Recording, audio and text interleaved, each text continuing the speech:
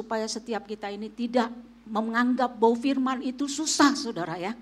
Sulit untuk dimengerti, aduh saya ini terlalu dalam, saya nggak bisa ngerti. Enggak saudara, saya coba saudara ya untuk menyampaikan firman itu sederhana aja lah saudara ya. Karena firman Tuhan itu sebetulnya yang bikin susah itu karena pikiran kita saudara. Kita memikirkan sesuatu yang sulit begitu ya. Sebenarnya Tuhan itu selalu saudara, bahkan ketika dia memberikan perumpamaan aja, itu perumpamaan sehari-hari saudara. Ya, jadi kita jangan menganggap bahwa firman itu aduh terlalu susah ya. Saudara, saya beberapa tahun yang lalu pernah mendengar ada satu khotbah ya dari satu hamba Tuhan yang ya itu salah satu hamba Tuhan favorit saya lah saudara, yang saya banyak belajar dari hamba Tuhan ini ya. Dia tuh sudah tua ya, sekarang udah pensiun. Dia pernah berkata ya bahwa dia tuh selama 1 tahun dia khotbah tentang iman saudara. Saya sampai penasaran 1 tahun itu kan 52 minggu begitu ya. Saya coba cari-cari saudara di YouTube begitu ya khotbahnya ini. Cuman karena kan saya nggak tahu judulnya apa ya, cuman temanya aja kan kadang temanya iman tapi sebenarnya judulnya nggak tentang iman begitu ya. Jadi saya nggak dapet saudara. Kayak saya hari ini saudara, saya mau khotbah tentang iman. Padahal kan iman itu sebetulnya bulan September, Oktober ya. Tapi saya dapat gilirannya tuh di bulan November. Saya bilang sama suami saya ya, si Pak Leo ini, saya bilang, Dad gimana Dad? Ya kok Mami ditaruhinnya tentang iman ya, saya bilang begitu. Akhirnya Pak Leo bilang, gak apa-apa. Sampein aja gak apa-apa kok katanya, karena memang untuk tahun depan, tahun 2025 itu kita sangat membutuhkan iman, dia bilang gitu. Jadi dia bilang gak apa-apa ya udah sampein. Jadi sekarang saya lagi bahas lagi tentang iman. Di gereja kita cuma 2 bulan loh saudara ya. Sedangkan ini pendeta yang saya tadi ceritakan 1 tahun dia khotbah tentang iman. Kan luar biasa saudara, saya sampai penasaran loh, saya pengen tahu apa sih yang dibahas. Tapi sekarang kalau saudara perhatikan selama 2 bulan gereja kita membahas tentang iman, tapi nggak ada satupun yang sama, betul nggak saudara? Nggak ada loh yang sama ya, karena firman Tuhan itu begitu luas saudara ya. Ya kayaknya nggak ada batasnya saudara ya, sehingga nggak ada yang sama. Nah saudara, beberapa waktu yang lalu, pastor dari Susan Hofer, dia kan memberikan temanya itu adalah faith is a person. Bahwa iman itu adalah seorang pribadi. Saya kaget saudara waktu saya dengar, waduh ini salah satu bagian dari yang saya juga mau bahas ini tentang faith is a person gitu ya. Saya sampai tanya Ola tolong ayat-ayatnya yang dia nanti sampaikan apa aja, saya bilang begitu ya. Karena saya takut nanti, waduh kalau sama kan berarti kan saya harus robah gitu. Tapi ternyata memang beda saudara, meskipun saya mau bahas tentang itu. Waktu saya baca ayat-ayatnya ternyata nggak ada yang sama saudara. Ya jadi berarti saya aman gitu saudara ya. Ya, jadi saya mau awal-awal ya saudara, saya ingin menjelaskan bahwa iman itu bicara tentang seorang pribadi saudara. Ya, kalau itu kan bilang kan Pastor Susan, faith is a person not a feeling. Jadi bukannya perasaan, ya, bukan saudara ya. Di dalam Yohanes pasal 6 saudara, saya mendapatkan ayatnya ini saudara ya. Jadi waktu itu Yesus itu kan habis melakukan banyak mukjizat kesembuhan, terus juga dia kasih mukjizat makan 5.000 orang dari 5 roti dan 2 ikan gitu ya saudara. Dia kasih makan gitu. Nah akhirnya saudara banyak orang yang ngikutin dia. Orang banyak berbondong-bondong ngikutin kemana Yesus pergi. Tapi satu hal yang Yesus berkata, dia katakan seperti ini. Di dalam Yohanes 6 ayat yang ke-26 ya. Aku berkata kepadamu, sesungguhnya kamu mencari aku bukan karena kamu telah melihat tanda-tanda. Melainkan karena kamu telah makan roti itu dan kamu kenyang. Saya renungin saudara ayat ini. Ya, kok dibilang bukan melihat tanda-tanda? Apa yang mereka nggak lihat itu terang-terangan gitu kan ya, ada mukjizat kesembuhan, ada sampai orang makan 5.000 itu dari 5 roti 2 ikan. Kok dibilangin katanya nggak melihat tanda-tanda, bukan karena melihat tanda-tanda dia bilang. Jadi ngelihat mah iya saudara, tapi itu bukan yang menjadi fokus mereka gitu saudara. Melainkan karena kamu telah makan roti itu dan kamu kenyang. Saudara itu bedanya loh saudara, Tuhan tuh gak suka saudara kalau kita, kekristenan kita itu hanya mementingkan diri sendiri. Perut kenyang, oh ya saya memuji Tuhan. Saya sembuh, saya memuji Tuhan. Jadi saudara, yang dipentingin adalah kepentingan diri kita sendiri saudara. Tapi kita nggak bisa melihat tentang apa ini karya Tuhan di dalam kehidupan kita saudara. Dan saya saudara, saya perhatikan ya, dalam setiap hal gitu ya, kalau Tuhan melakukan sesuatu, ya itu biasanya ada maksud-maksud tertentu. Dia sedang mau menyatakan dirinya dia itu siapa. Sama seperti waktu dia kasih makan 5.000 orang ini saudara. Dia kan sedang mau menyatakan diri bahwa aku ini makanan dari surga. Ya, kamu kan itu udah merasa kenyang makan makanan roti dan ikan. Tapi Tuhan mau mengajarkan bahwa dia inilah makanan yang sesungguhnya. Bahwa aku ini adalah mana yang dari surga itu saudara. Dia lagi mau mengajarkan itu. Sama seperti waktu dia membangkitkan Lazarus dari kematian. Dia sedang mau menunjukkan dirinya bahwa akulah kebangkitan dan hidup. Jadi ada maksudnya supaya kita mengenal dia. Karena Yohanes 4 berkata dengan jelas bahwa kita harus menyembah Allah yang kita kenal. Jangan menyembah Allah yang tidak kita kenal. Jadi kita harus mengerti saudara. Ya. Waktu dia memberikan ke perempuan Samaria, dia minta air untuk minum gitu ya. Tapi dia sedang menjelaskan bahwa kalau kamu tahu air yang dari dia itu adalah air yang membuat dia enggak akan pernah merasa haus lagi. Dahaganya itu akan hilang dia bilang. Kalau itu air dari dia dan bahkan air itu akan menjadi sumber, menjadi mata air yang terus memancar sampai kepada kehidupan yang kekal. Jadi ada maksudnya saudara. Tuhan tuh mengajarkan kalau kita mengalami sesuatu apapun saudara, kita harus mengerti, kita harus cari tahu Tuhan sedang mau bicara apa sama kita. Supaya apa? Supaya kita semakin dewasa di dalam Tuhan saudara. Jadi ya saudara, waktu awal Oktober yang lalu saya tuh pergi ke Singapura ya sama suami Pak Leo karena ada anak saya yang mau diwisuda di sana ya. Jadi kita datang ke sana, nah saudara, waktu kan besok paginya nih udah harus acaranya ya wisudanya gitu ya.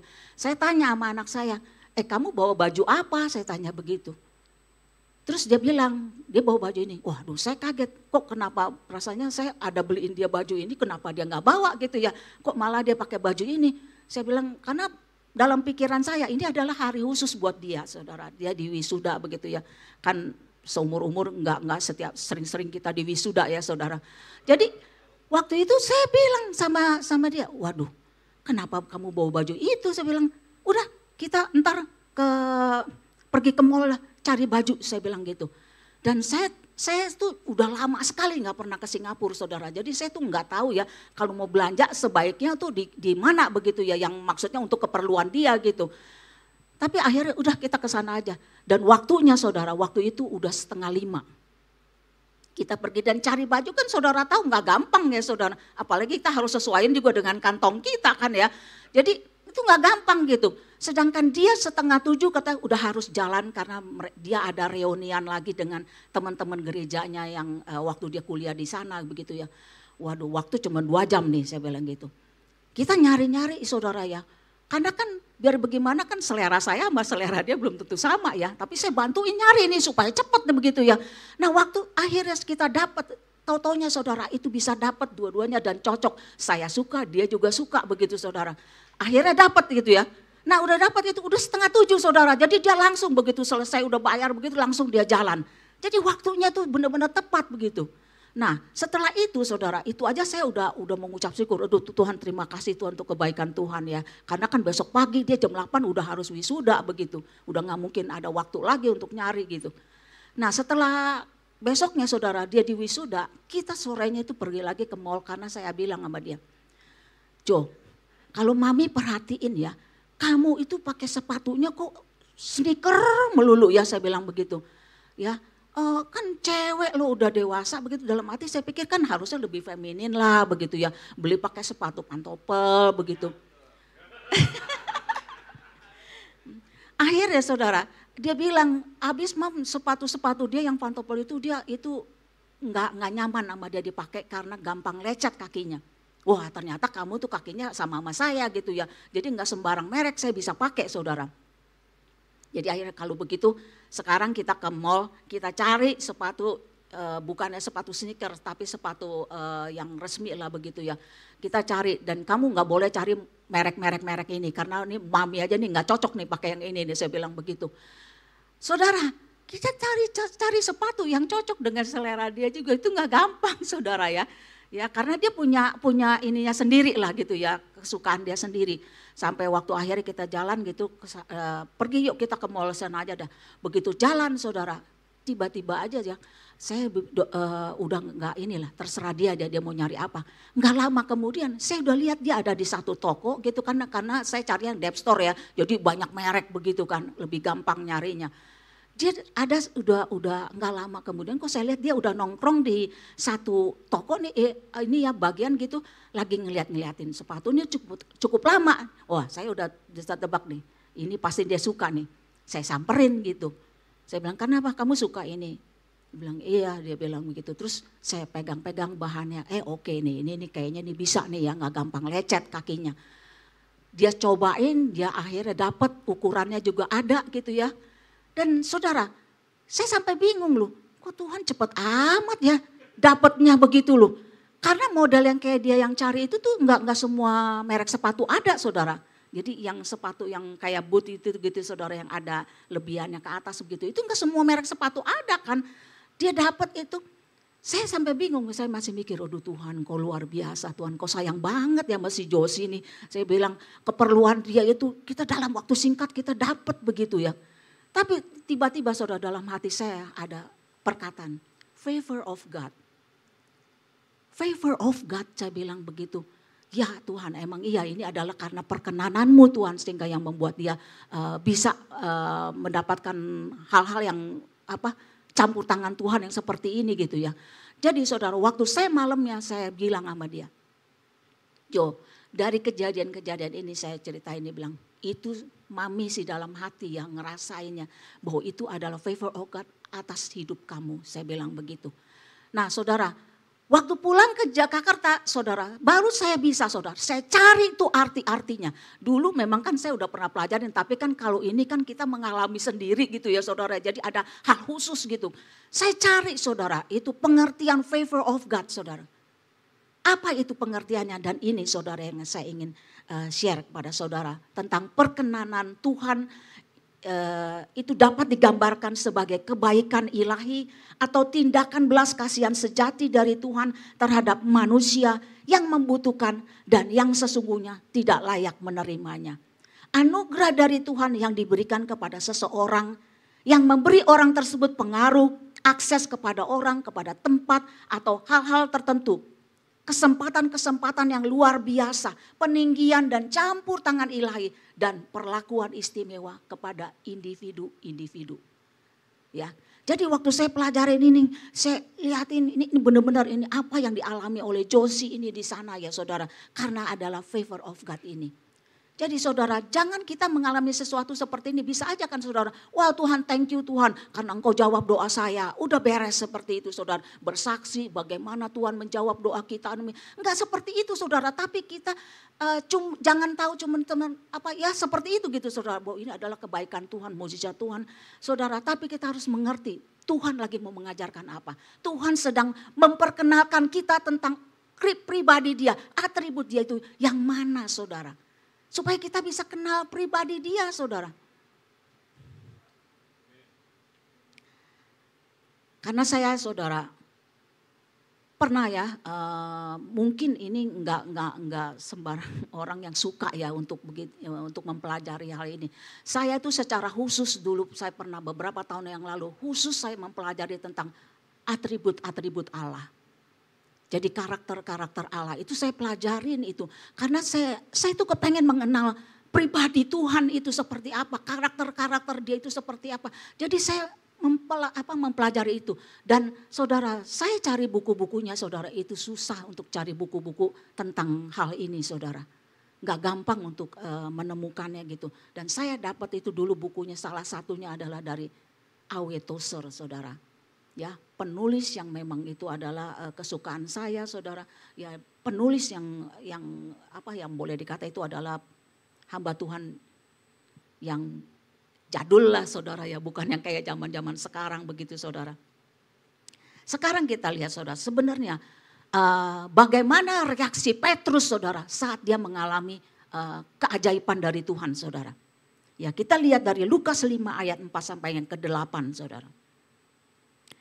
Jadi setelah selesai berbicara, ia berkata kepada Simon, ya Yesus ya saudara. Ini maksudnya ianya ini adalah Yesus. Bertolaklah ke tempat yang dalam dan tebarkanlah jalamu untuk menangkap ikan. Simon menjawab, Guru, telah sepanjang malam kami bekerja keras dan kami tidak menangkap apa-apa. Tetapi karena Engkau menyuruhnya, aku akan menebarkan jala juga. Dan setelah mereka melakukannya, mereka menangkap sejumlah besar ikan sehingga jala mereka koyak. Lalu mereka memberi isyarat kepada teman-temannya di perahu yang lain supaya mereka datang membantunya. Dan mereka itu datang lalu mereka bersama-sama mengisi kedua perahu itu dengan ikan hingga hampir tenggelam. Ketika Simon melihat hal itu, ia tersungkur di depan Yesus dan berkata, Tuhan, pergilah daripadaku karena aku ini seorang berdosa. Ini adalah reaksi Petrus saudara. Menurut saya ini adalah reaksi yang betul-betul saudara yang bisa membuat Tuhan itu senang hatinya saudara. Karena apa? Dia nggak fokus kepada dirinya. Kalau dia pikir dia fokusnya kayak yang tadi saudara. Yang penting perut gua kenyang gitu ya. Tapi kali ini waduh Tuhan ini sekarang ikan gua banyak banget dapat sampai 2 perahu penuh. Ini udah hampir tenggelam begitu saudara. Ya paling dia mengucap syukur karena melihat mujizat seperti itu. Tapi yang Petrus lakukan nggak seperti itu. Yang dia lihat adalah langsung dia bisa melihat keberadaan Tuhan dengan dia saudara. Bahwa dia nggak layak sebenarnya untuk menerima ini. Ini adalah satu anugerah dari Tuhan yang dia merasa bahwa kalau bukan Tuhan yang melakukannya itu udah nggak mungkin. Karena dia dengan pengalaman sebagai nelayan dia udah coba semuanya saudara. Tapi ternyata dia udah nggak dapatkan ikan. Tapi begitu Tuhan ngomong ini terjadi. Dan dia bisa melihat saudara bahwa dia adalah Tuhan dan saya ini orang berdosa. Jadi saudara, yang timbul adalah reaksinya adalah penyembahan saudara. Pujian dan penyembahan kepada Allah saudara. Sehingga dia merasa bahwa dia bisa melihat bahwa dirinya itu adalah orang yang sebetulnya enggak layak untuk menerima itu. Tapi kalau orang Israel saudara yang waktu mereka ini sudah melihat sendiri, sudah mengalami ya diberi makan 5.000 orang ini saudara. Dalam Yohanes 6 ayat 30-31. Berkata begini, maka kata mereka kepadanya, kepada Yesus ya, tanda apakah yang kau perbuat supaya dapat kami melihatnya dan percaya kepadamu? Pekerjaan apakah yang kau lakukan? Nenek moyang kami telah makan mana di padang gurun seperti ada tertulis mereka diberinya makan roti dari surga. Ini reaksi dari orang Israel saudara. Bedakan dengan reaksi dari Petrus saudara. Jadi dia bilang, tanda apa yang kau lakukan, kau yang perbuat saudara? Mereka udah melihat penyembuhan mukjizat itu. Bahkan mereka juga ikut makan roti sampai kenyang saudara. Dari 5 roti dan 2 ikan. Tapi saudara yang mereka katakan adalah tanda apa yang kau perbuat supaya kami dapat melihatnya dan dapat percaya kepadamu.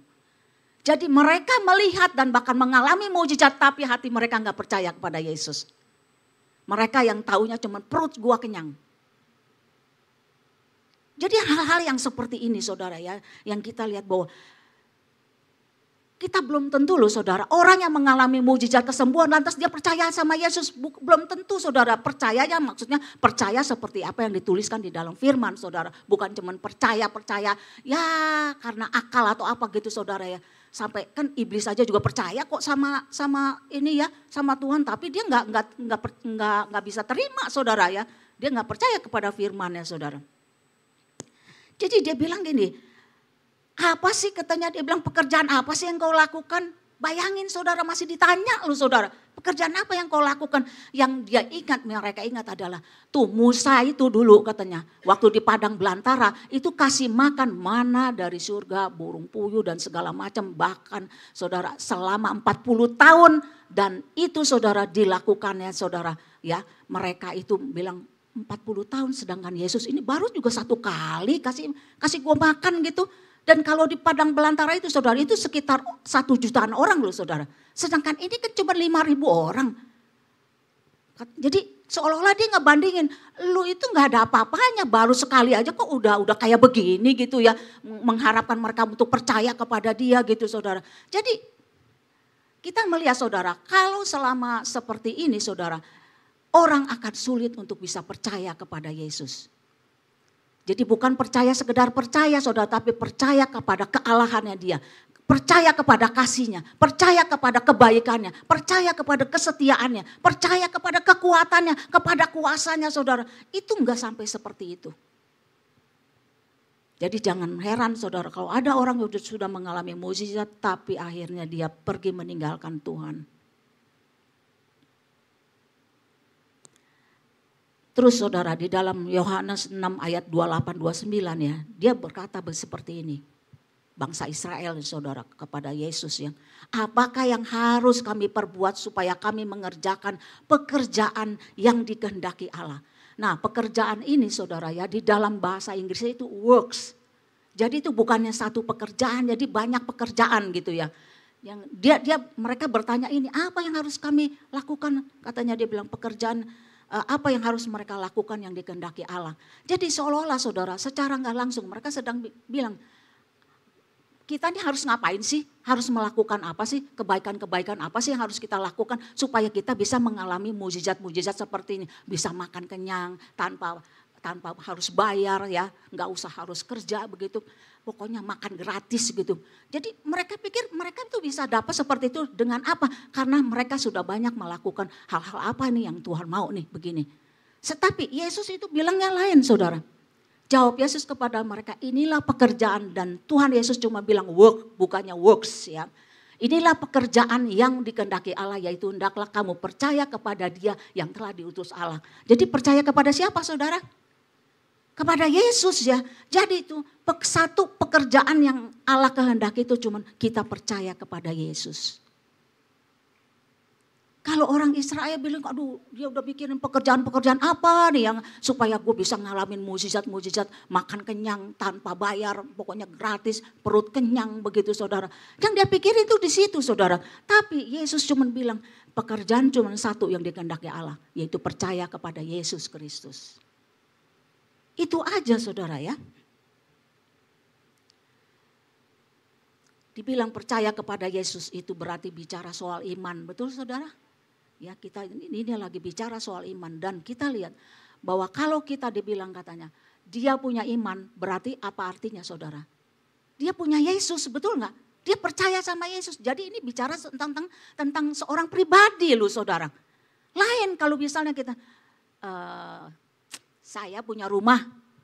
Berarti itu saya kan benar-benar punya rumah begitu ya. Saya punya baju, saya yang benar-benar baju begitu saudara yang saya punya. Jadi itu adalah sesuatu saudara. Sedangkan kalau kita bilang orang bilang saya punya iman berarti saya punya Yesus. Saya percaya sama Yesus. Beda saudara, ini adalah pribadi bukannya sesuatu loh saudara ya. Bukannya kebendaan saudara. Jadi kita namanya iman itu adalah bicara tentang seorang pribadi. Yaitu Yesus Kristus saudara. Inilah pekerjaan Allah yaitu bahwa kamu percaya kepada Dia yang diutusnya. Jadi saudara Yesus pertama dan terutama memerintahkan mereka dan juga kita ini saudara ya. Bukan untuk melakukan suatu pekerjaan saudara. Tetapi untuk mempercayai Dia saudara. Itu yang Tuhan mau saudara ya. Yang utama dan terutama itulah. Jika kita ingin melakukan pekerjaan Allah itu dimulai dengan mempercayai Yesus. Saudara pernah baca tentang di Yohanes 15, katanya di luar aku kamu tidak bisa melakukan apa-apa. Di luar Yesus saudara, kalau kita hanya melakukan sesuatu bukan karena iman kita kepada Kristus saudara. Itu di hadapan Tuhan itu enggak ada artinya saudara. Itu tidak memuliakan Dia.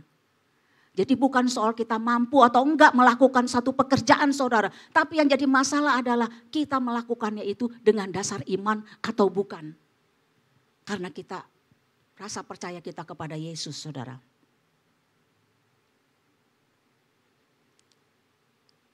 Lukas 17, ini agak panjang saudara ayatnya, ayat 7 sampai 10 saudara. Saya akan bacakan ya.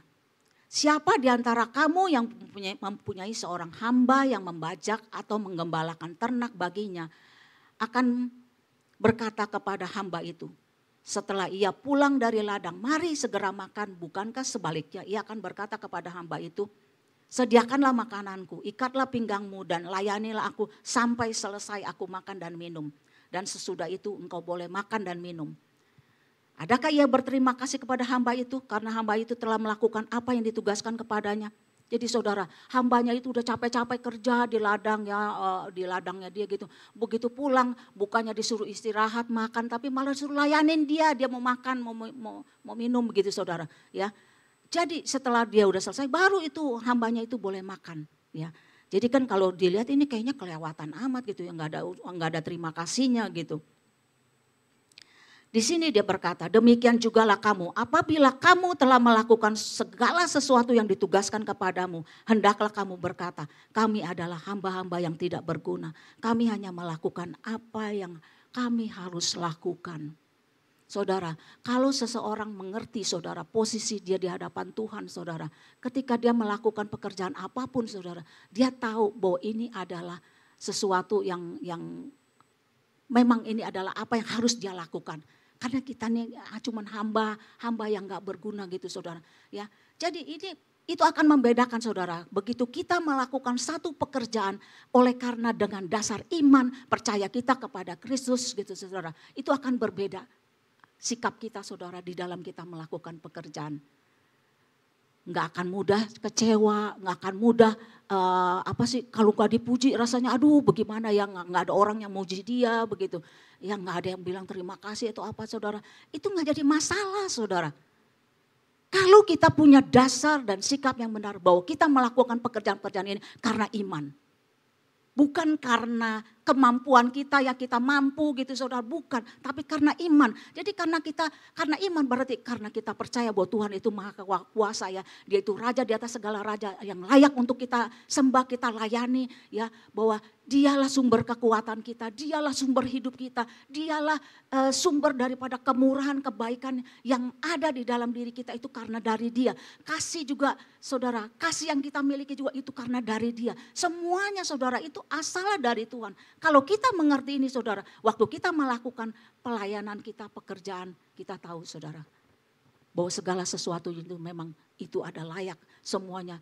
Pujian, kemuliaan hanya bagi dia. Kita nggak akan mudah saudara untuk gampang dikecewain sama orang ya. Aduh kok dia nggak menghargai ya pelayanan saya. Enggak saudara, nggak akan seperti itu. Itu yang akan membedakan ya saudara. Bahwa di hadapan Tuhan perbuatan kita yang dikehendaki Allah adalah yang bersumber dari iman percaya kita kepada Yesus. Jadi pekerjaan pertama adalah percaya kepada dia yang diutusnya. Namun Allah juga peduli terhadap ketaatan kita. Dalam hal ini iman kita kepadanya bukanlah pengganti untuk perbuatan. Ya, jadi jangan saudara pikir kalau saya udah beriman udah nggak perlu lagi perbuatan-perbuatan kita di dalam Tuhan. Enggak seperti itu saudara, karena waktu awal saudara kita terima Tuhan, keselamatan itu memang hanya karena iman. Enggak ada embel-embel lain perbuatan-perbuatan baik atau apa, enggak ada. Kebenaran yang kita terima juga, kebenaran Kristus yang kita terima itu juga bukan karena perbuatan baik kita, tapi semata-mata hanya oleh karena iman. Kita dibenarkan oleh Tuhan, kita dilayakkan di hadapan Tuhan, itu semua oleh karena iman. Tapi di sini saudara, setelah kita terima Tuhan kan kita kan banyak melakukan kita harus menjalani kehidupan kita ini bersama dengan Tuhan kan saudara. Jadi akan ada banyak perbuatan-perbuatan ketaatan yang perlu kita lakukan. Nah, perbuatan-perbuatan ketaatan ini yang harus kita lakukan ini harus datangnya karena iman kepada Kristus ini. Beriman kalau kekuatan kita semua datang dari Tuhan. Kemampuan kita itu karena kasih karunia dari Tuhan. Jadi semua saudara, iman ini harus menjadi dasar. Bukan karena kita bisa melakukan pekerjaan ini karena ini memang hobi saya. Karena ini memang talenta saya. Anugerah saya yang ada di dalam diri saya gitu. Bukan karena itu saudara, tapi karena kita tahu bahwa iman itu yang bekerja. Tuhan yang menaruhkan segala kemauan dan kehendak itu di dalam diri kita saudara. Semua Tuhan saudara, dia yang melakukannya di dalam diri kita. Sehingga kalau kita bisa melayani, kita punya kerinduan untuk melayani Tuhan. Itu semua karena Tuhan, datangnya dari dia. Bukan karena kita orang yang baik, saudara.